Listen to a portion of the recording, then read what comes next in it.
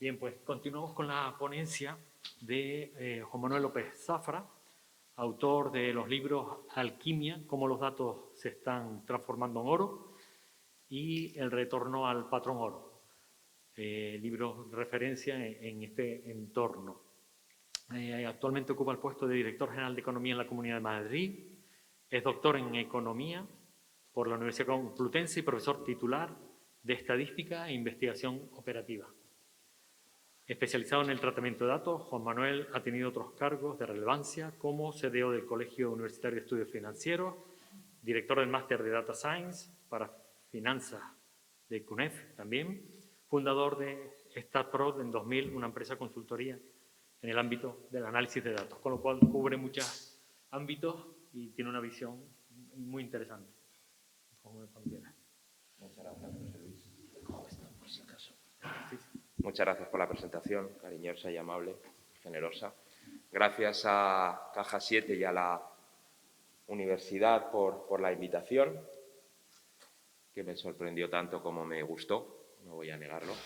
Es un auténtico placer estar con ustedes en esta sala y en este ámbito en el que me encuentro tan cómodo y tan a gusto, viendo el gran trabajo que se está realizando por parte de Caja 7, financiando esta obra de la cátedra Bob, y la universidad, que ha tenido desde mi punto de vista, enorme habilidad de engancharse a este carro, que es fundamental para la transformación de una sociedad, como es la incorporación de todos los procesos de Open Data, lo que llamamos en general el Big Data, la ciencia de datos, me gusta llamarla a mí, a la sociedad y devolverle a la sociedad lo que realmente necesita. Bueno, pues en ese orden de cosas, Carlos amablemente me pidió el que ofreciese una charla sobre alguna de estas cuestiones y, bueno, pues yo ofrecí la de la alquimia moderna y hacia la toma de decisiones hacia el Data Driven Decision Making, que es realmente el cambio de paradigma en el que estamos sumidos ahora mismo. ¿Y cuál es ese cambio de paradigma? Bueno, pues me acaban de preguntar de prensa de La Laguna, de la universidad, si realmente podemos hablar de que la ciencia de datos afecta a todo, o que solamente es un tema muy científico, muy de economía, muy de comercio, o quizá tenga que ver más con la ciencia pura y no tan aplicada. Y yo lo que creo, lo que creemos todos, y realmente yo creo que los que están aquí presentes lo conocen, por tanto no voy a aportar tampoco ninguna novedad en ese sentido, pero es que está en todas partes. Y una de ellas, evidentemente, es el deporte, de la que voy a hablar hoy.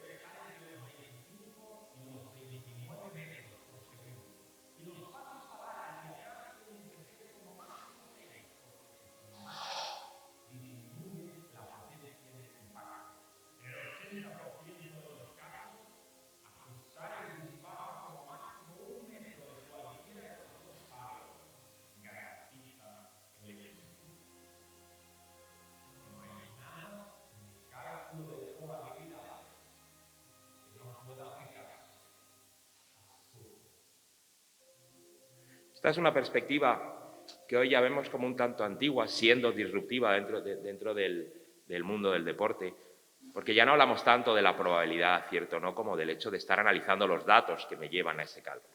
Es decir, no es tan importante el análisis estocástico de la situación como la recopilación y el correcto análisis de los datos que me llevan a tomar decisiones, como vamos a ver luego, ¿de acuerdo? Por tanto, aunque es, insisto, novedoso un anuncio de este tipo, que tiene ya 3 o 4 años al menos, de cuando entró Bain en el panorama televisivo español, sigue, ya lo podemos ver, los que estamos en este mundo lo vemos como un poquito desfasado, porque habla de departamento de estadística, ya empezamos a hablar de departamentos de análisis de datos más que de estadística. Entonces, bueno, pues es interesante, por supuesto, por lo que trae, pero no es. Y claro, no se puede hablar de Data Driven Decision Making sin el ejemplo de la película Moneyball. que es donde realmente no voy a dedicarle mucho tiempo, pero la idea es precisamente, voy a avanzar hasta aquí, no se oye muy bien, pero se lo cuento rápidamente. Toma de decisiones tradicional, analizando precisamente qué es lo que están haciendo los jugadores de béisbol, en este caso de los jugadores de Oakland, los A's, los atletas de Oakland, cómo los scouts estaban analizando pues, el swing y todo tipo de variables que has analizado históricamente y cómo el manager general, representado por el productor de la película, quiere cambiar completamente ese paradigma y lo cambia, de hecho, analizando datos, precisamente, que tiene de un antiguo alumno de Harvard, que es quien le aporta esos datos y le cambia. Cuando hablamos de datos, hablamos de la base de la información. Es la base, es la materia prima. ¿De cuánta información estamos hablando? Bueno, pues aquí tenemos la calculadora original, un dibujo de la calculadora electrónica de IBM del año 44. Esto prácticamente no tenía ni la capacidad de lo que llevamos en un móvil ahora mismo, desde el punto de vista de cálculo, me refiero. Y ocupaba esa habitación. ¿Cómo han ido evolucionando los sistemas? No aparece el floppy aquí, pero que algunos hemos trabajado con él, pero sí el disquete de 3,5, que hemos trabajado tantos, a los pendrives actuales, que ya prácticamente ni se utilizan, y, por supuesto, la evolución desde el byte como unidad básica de información hasta el brontobyte, que ya empieza a plantearse, bueno, está planteado y que ya empieza. Y siempre es importante, yo creo, que tengamos una perspectiva de cuánta información, cómo podemos verlo. Entonces, bueno, pues aquí yo he encontrado un vídeo que me parece muy interesante. Imaginemos que un byte es 1 milímetro cúbico, ese. ¿Cuál sería el tamaño de Internet, no? Este es un vídeo bastante bien hecho, muy interesante. Está hecho por un español que trabaja en Metabol Studios. Una letra sería el byte y ya empezamos a crecer. La lata de Coca-Cola, una fotografía de media resolución, una novela, una estantería de 1 metro de libros, una camioneta llena de páginas de texto, el Tera, 50.000 árboles de texto elaborado, la librería del Congreso. Ya empieza a crecer la cosa. El petabyte, 500.000 millones de páginas estándar. Todos los datos, el final de la isla de Manhattan, todos los datos de Internet en 2001. Y ahí ya tenemos el zettabyte. Hemos partido del byte. Entonces, que tengamos esa perspectiva, yo creo que es importante porque siempre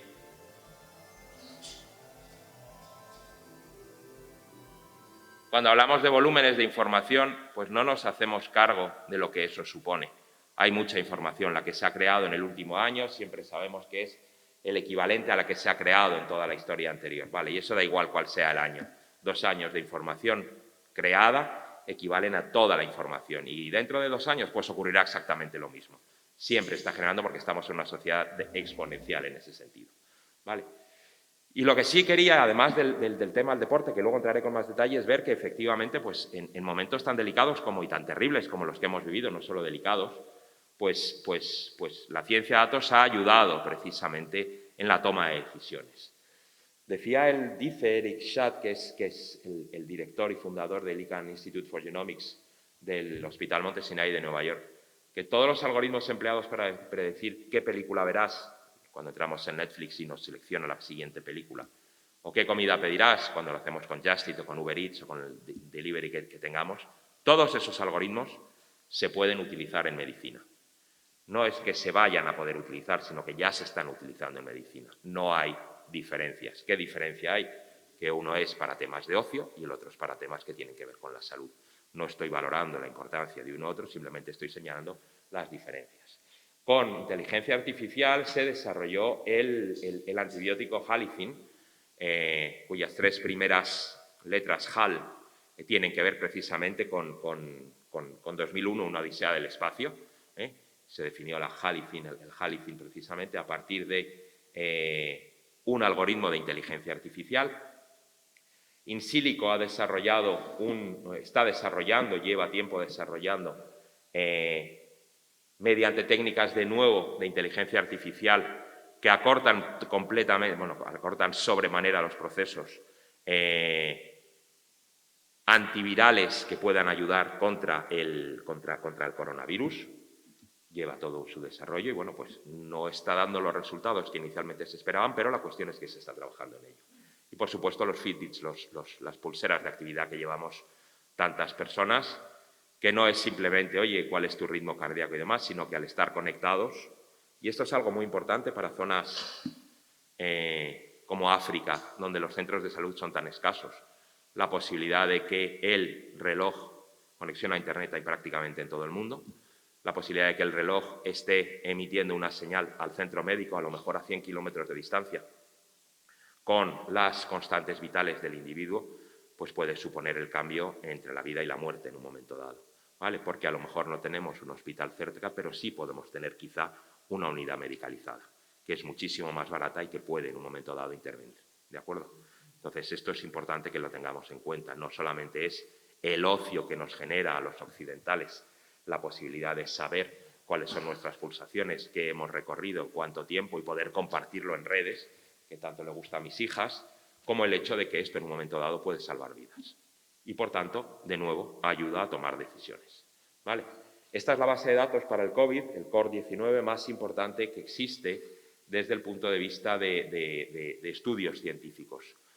Se creó nada más empezar la pandemia de forma completamente altruista por el Allen Institute for Artificial Intelligence, junto con otra serie de grupos, y en abril de 2020 tenía ya 40.000 referencias. A fecha de 30 de agosto pasado, de hace unos días, estaba por encima de las 300.000 referencias, no solamente las referencias, sino también textos completos que los investigadores en abierto pueden descargarse. Por tanto, de nuevo, tenemos una aproximación real de cómo la inteligencia artificial, cómo el análisis de datos, porque al final lo que hay aquí es una aproximación al lenguaje natural, lo que sería una base de datos basada en análisis semántico, cómo nos permite precisamente, sin intervención en este caso humana, nada más que han escrito los textos y la máquina se ha ocupado de recopilarlos, clasificarlos automáticamente, etiquetarlos y generar el mismo bot que permite a los usuarios buscar precisamente semánticamente sus textos de referencia, pues como de nuevo pues la analítica, en este caso la ciencia de datos, la inteligencia artificial, permite ayudar a la ciencia, ayudar al ser humano.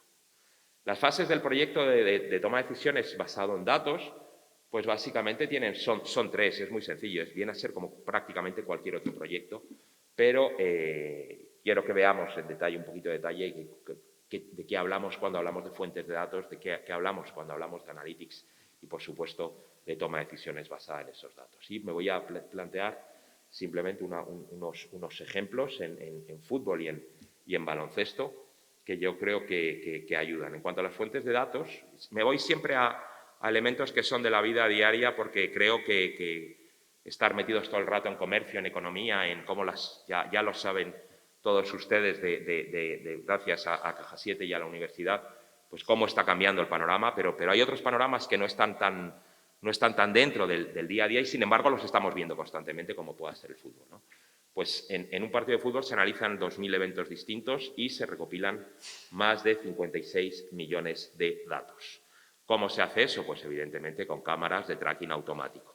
En los campos de fútbol de la Premier League, que los lleva Second Spectrum, de la Liga Española, que los lleva directamente la Liga, existen cámaras de seguimiento automático que lo que hacen es, desde distintos ángulos, van traqueando a los distintos jugadores.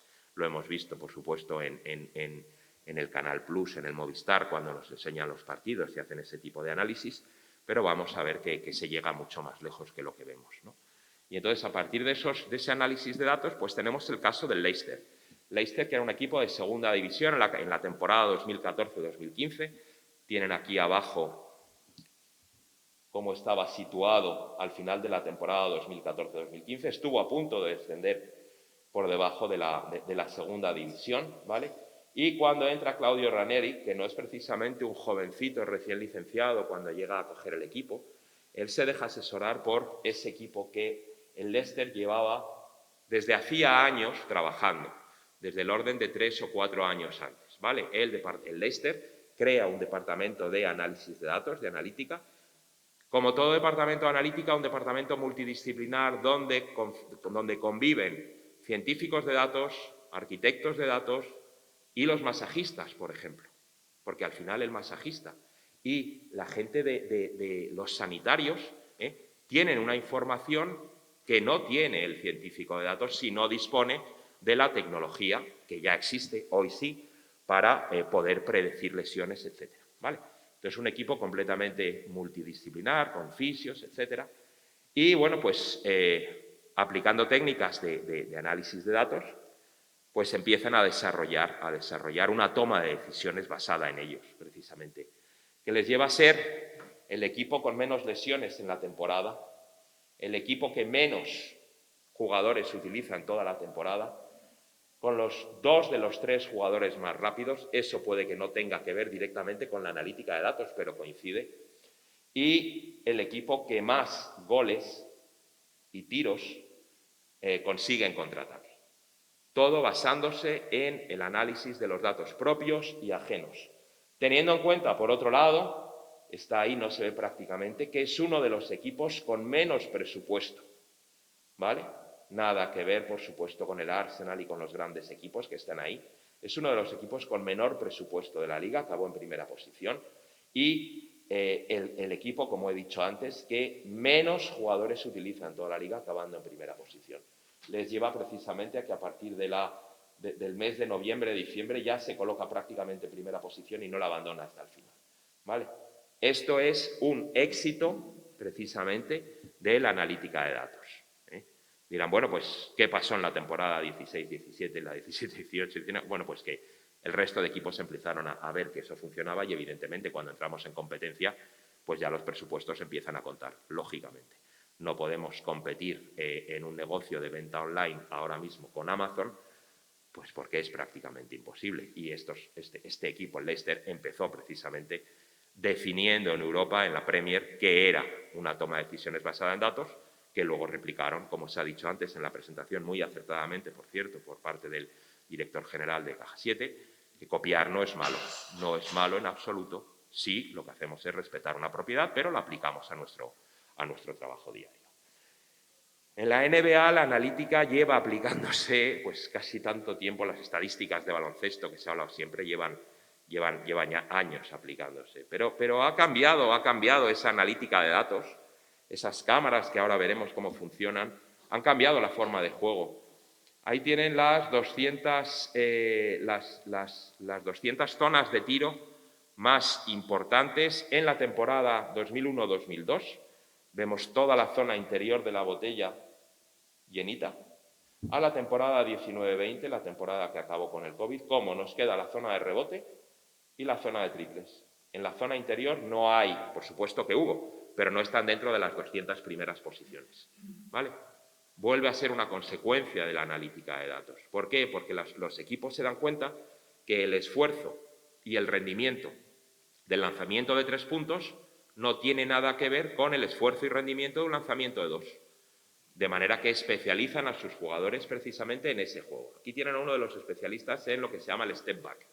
¿Qué es el step back? Pues como ven a James Harden, derriba simplemente del dribbling que hace a su contrario y cuando va a lanzar, lo vamos a ver ahora rápidamente, ¿vale?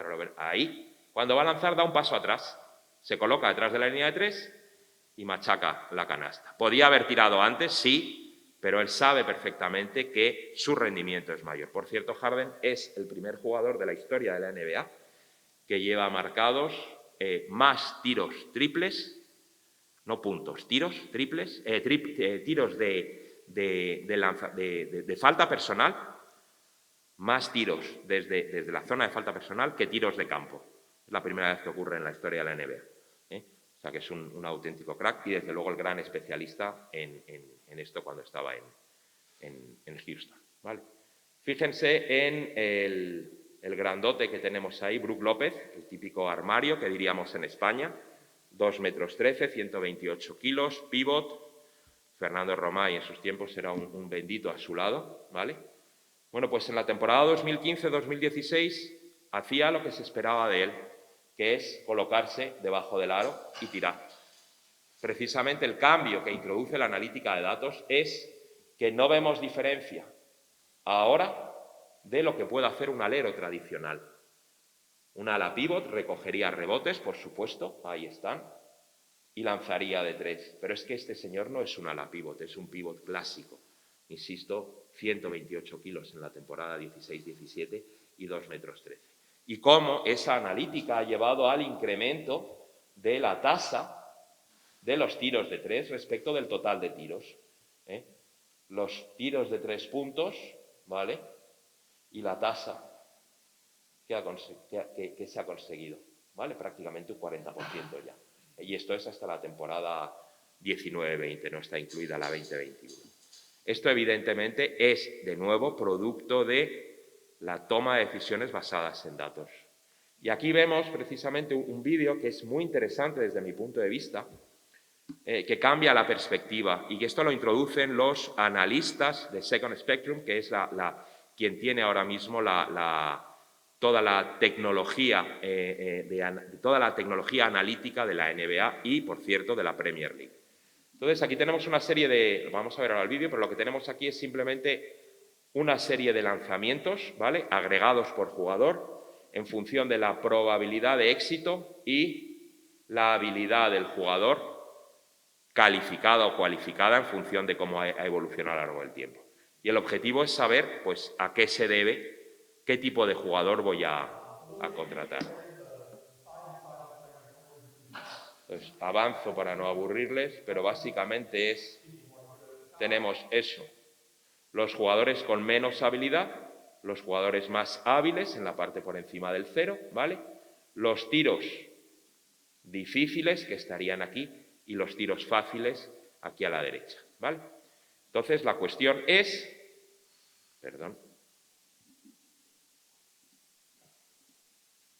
Este 47 que tenemos aquí, de promedio, un jugador con un 47. Ese 47, en este caso concreto, proviene de que es un jugador que hace unos tiros más o menos normales, en el entorno del 50% de facilidad, no son muy fáciles, no son muy difíciles, y tiene una habilidad 2 puntos por debajo del nivel, del umbral de referencia, ¿de acuerdo? Ahora bien, se hablaba antes de que, se ha hablado en la presentación del mapa Bob, que los recursos humanos están dejados un poco de la mano del data. Eso también, y lo sabéis aquí perfectamente, está cambiando con el People Analytics. Cuando yo voy a contratar a un jugador al que le voy a pagar $1 millón, ¿a qué jugador de características o de puntuación 47 quiero? ¿A este?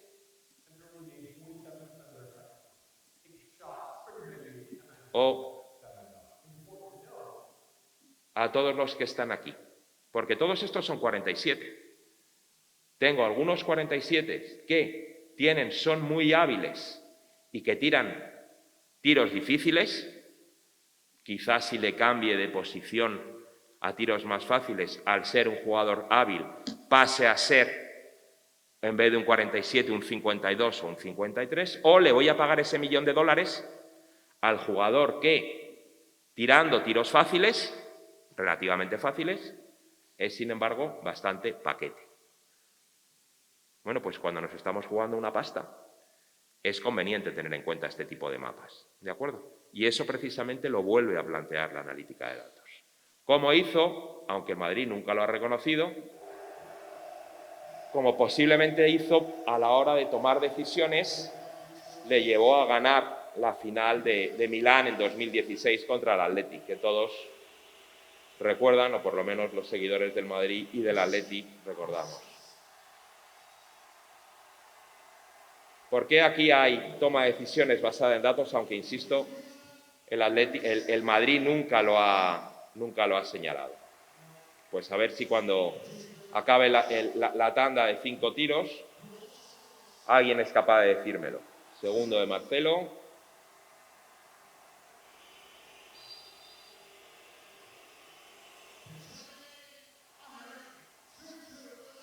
Ahí vamos 2-2.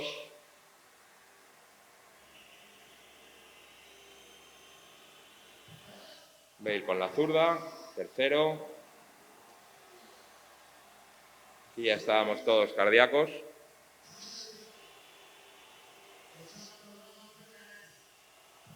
Tercero del Atleti.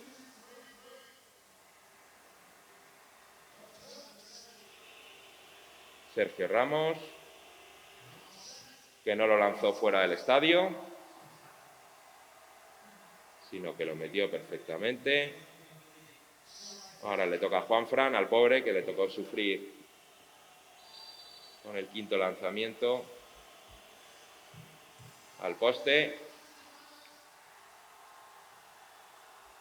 Y Cristiano, que lógicamente marca.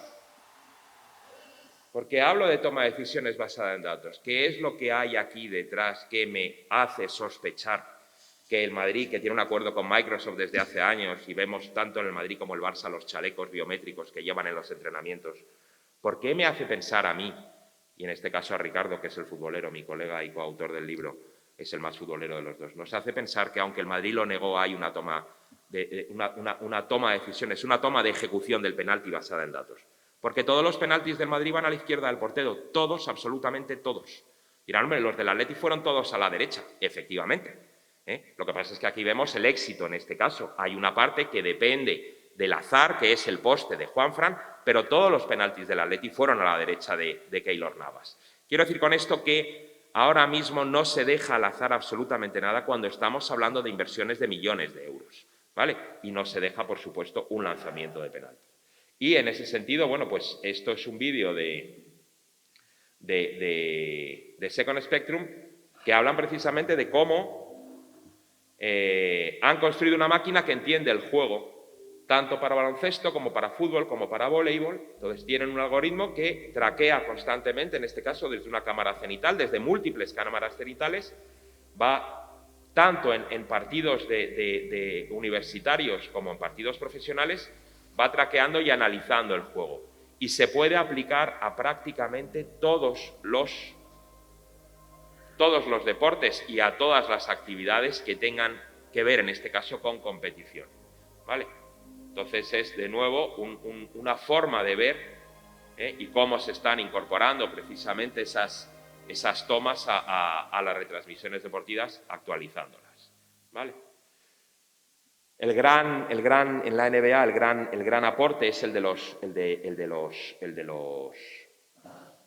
Golden State Warriors, que estaban por entonces al lado de Berkeley, en Oakland, precisamente, donde el moto del equipo es la fuerza en los números, strength in numbers. Ganan 5 de 6 NBAs, 5 de 6 anillos, gracias precisamente a la importancia que le dio a los datos el hijo del manager general, el hijo del dueño en este caso, que era asistente, Kirk Lacob, y a su analista, que empezó como simplemente un chaval que le gustaba el baloncesto y le gustaban los datos. Empezó pidiendo trabajo y casi pagando por el trabajo, y ahora mismo ya lleva 2 años fuera en otro equipo, pero una persona absolutamente entregada al dato y a hacer crecer a su equipo gracias a esos datos. Genius Sports adquirió Second Spectrum hace unos meses, esto ha sido en mayo, en $200 millones, que no está mal, ¿vale? Second Spectrum es la empresa que hemos visto que hacía todos esos trackings, ¿vale? Pues lo ha comprado Genius hace unos meses. Y el tema está en el desarrollo. ¿Y el desarrollo cuál es? Pues básicamente recoger toda la información disponible, analizar prácticamente cualquier cosa. Tenemos la capacidad analítica y tenemos las máquinas que nos evitan precisamente el tiempo, por tanto hay que analizar prácticamente cualquier cosa, dejar que los clientes decidan, automatizar con inteligencia y, por supuesto, mantener el elemento humano. Eso es absolutamente esencial en el proceso de decisiones. Y esa es la clave de Stitch Fix. ¿Alguno de los presentes conoce esta empresa? No. Si yo les hablo de Abercrombie & Fitch, Sí, ¿verdad? Bueno, pues vale cerca del doble ahora mismo en bolsa. Y este año están cayendo las dos. El máximo ha estado en 2.500 millones de dólares y este ha estado prácticamente en 5.000 millones de dólares de valoración. ¿Vale?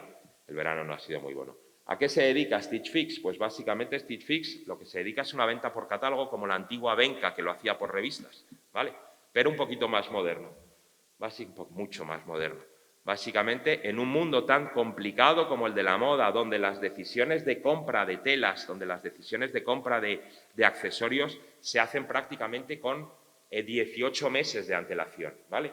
Donde todo el proceso de lo que vemos en las pasarelas en verano es lo que se llevará un año después. Por tanto, con decisiones muy complejas desde ese punto de vista, lo que hace Stitch Fix, lo que hace Katrina Ley, que es la fundadora, saca a bolsa la empresa con 34 años, en 2017, siendo en ese momento la fundadora en bolsa más joven de la historia. Ahora ya la han batido este año pasado con 31, porque cada año se baten estos récords, pero desde luego es impresionante. Cuando crea la empresa en 2011, hace 10 años, la saca en 2017 a bolsa, proceso que en Estados Unidos es normal, natural y rápido, no como aquí, ir a buscar la financiación de los inversores. Y el proceso es relativamente sencillo. Nos hacen una encuesta a la que algunos de los presentes están dado. Nos hacen una encuesta cuando entramos. Yo lo hice para ver precisamente cómo funcionaba. Hice la encuesta. Nos dicen qué tipo de ropa que nos gusta, cuál es nuestra talla. Nos midamos en un momento dado si queremos. Para qué queremos la ropa, si es para trabajar, para ir más arreglados, para ir menos arreglados. Y a partir de ahí nos empiezan a proponer outfits, ¿vale? Esto dirán, bueno, pues es que lo divertido de esto es ir a la tienda. Es divertido ir a la tienda cuando uno tiene tiempo, ir a la tienda o la tienda está abierta. Cuando la tienda ha estado cerrada, como ha estado durante tanto tiempo, pues será complicado. Y eso ha sido un boom, precisamente, aunque ellos ya llevaban trabajando. Y entonces, mediante proceso de prueba y error es, me va ofreciendo cosas y el sistema va aprendiendo, voy pidiendo y en función de lo que yo pido, tengo un plazo para devolver sin coste la caja que me han enviado o parte de la caja, el sistema vuelve a aprender a partir de mis devoluciones, ¿vale? Puedo hacer cambios en un momento dado porque tengo una boda, ¿vale? El proceso afecta hasta la logística, y cuando digo que afecta hasta la logística, es que el sistema decide de dónde me viene la ropa, de forma automática, sin intervención humana. Puede que esté en los almacenes a 500 kilómetros de mi casa y que tenga unos almacenes a solo 100 kilómetros, pero si es más rápido que venga desde ahí porque tiene que hacer más reparto, el sistema va a dar la orden para que se lancen desde los almacenes a 500 kilómetros de distancia. Es decir, el sistema está automatizado de principio a fin. ¿Hay intervención humana? Claro que hay intervención humana, por eso he empezado con el Don't Forget the Human Element. Porque hay intervención humana en la forma que yo, en cualquier momento como cliente, puedo actuar a través de un asesor, en lo que sería un asesor comercial, ¿cómo se llaman los que ayudan a comprar? Bueno, pues un shopping assistant, ¿vale? Que me puede ayudar, me puede orientar. Oye, tengo dudas sobre esto y tal. La intervención está demostrado que es de menos de 1 de cada 10.000 intervenciones. Por tanto, es muy pequeña, pero existe siempre esa posibilidad, ¿vale? Y con eso, pues evidentemente, el sistema va evolucionando. Y llegamos a la parte final y con eso ya voy cerrando. Todo el proceso que conocen ustedes perfectamente, porque aquí son especialistas en Big Data, en lo que llamamos en general Big Data, define una serie de retos por los que me han preguntado, me preguntan constantemente. Y los retos tienen que ver siempre con lo mismo, tienen que ver con la privacidad. Estamos siendo traqueados constantemente, somos conscientes de que estamos siendo traqueados, lo llevamos en el Google Maps, lo llevamos en el iPhone, lo llevamos en cualquier lado, estamos siendo traqueados y por tanto se sabe dónde está. No en este caso, porque me parece que no hay cobertura en el aula, por lo menos yo no tengo, pero en general estamos siendo constantemente traqueados. Eso evidentemente tiene una segunda derivada grave, que es la potencia de cálculo y la potencia de comunicación de las redes 5G. Este es un anuncio de China Mobile, anuncio comercial, como dicen en Estados Unidos o en Sudamérica, ¿vale? No es un vídeo hecho sin más, sino es como ellos lo estaban anunciando en televisión, ¿vale? Y quiero que lo vean, son 2 minutos, pero creo que es lo suficientemente significativo de acerca de la potencia del 5G y precisamente la capacidad. Parece una película de ciencia ficción, pero insisto, es un anuncio de China Mobile y esto funciona perfectamente, ¿vale? Se persigue al malo, por supuesto, no va a ser al bueno, siempre hay un malo.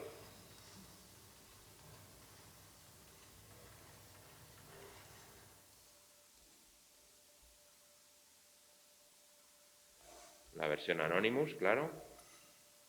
Los beamers en medio de la calle, detectando los movimientos de las personas, los pasos. Las cámaras de seguridad. Y la capacidad que tiene las gafas de visión aumentada de eliminar, en este caso, los elementos añadidos. Como digo, muy tipo Hollywood, con un poquito de parkour.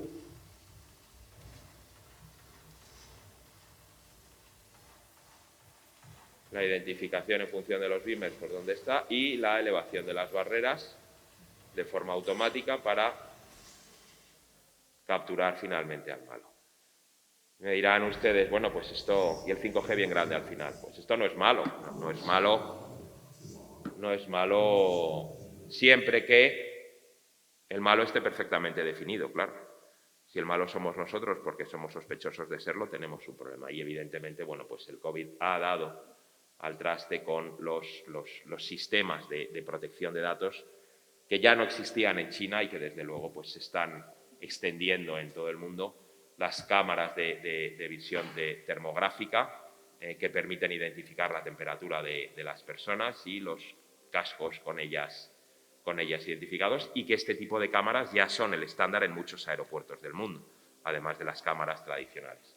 Entonces, bueno, pues simplemente quería que reflexionásemos todos sobre la potencia de la toma de decisiones basada en datos, pero también sobre los retos, que siempre para mí es la parte más importante, el desafío ético, filosófico, jurídico que supone precisamente la masiva explotación de los datos que todos podemos hacer porque, gracias a Dios y a la tecnología, esta ha caído radicalmente de precio y ahora mismo por 1.200 euros uno tiene un portátil magnífico con 24 GB de RAM, un procesador i7 de última generación y tarjeta gráfica, no digo para minar bitcoins, pero casi, y por tanto software gratuito R o Python, bases de datos a tutiplén y a trabajar. Lo podemos hacer cualquiera en casa, eso es magnífico, pero eso tiene consecuencias que tenemos que ser conscientes. Muchas gracias.